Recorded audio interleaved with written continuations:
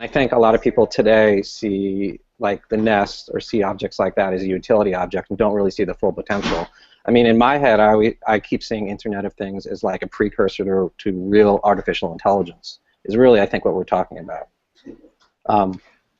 Yeah. Yeah, I think it's a great point that Yeah. the adding of the emotional connection, too. It's not just a hammer, it's something we might actually become connected to in a more profound way. Well, Yeah. And sorry to interrupt, I think there's something interesting there that we've been talking a lot about in the lab, which is that what happens when we talk about robots, because robots are always the future. Like, even though there are things in our present, like some of these connected objects, that you could make the argument are robots, the things we talk about as robots are always situated in the future. And so it's kind of interesting to think about that that dichotomy and how we start to form those relationships if you think about these as AI objects.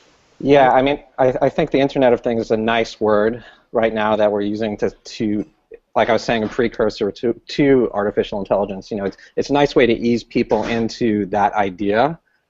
You know, so we say, hey, here's this object, and it might be like something we did at Fake Love, which is like take vintage objects and make them connected to people so they can tweet or they could send Instagram photos, and it's an easy way for people to feel like they're associated with something rather than saying like, here's this robot who's your new best friend.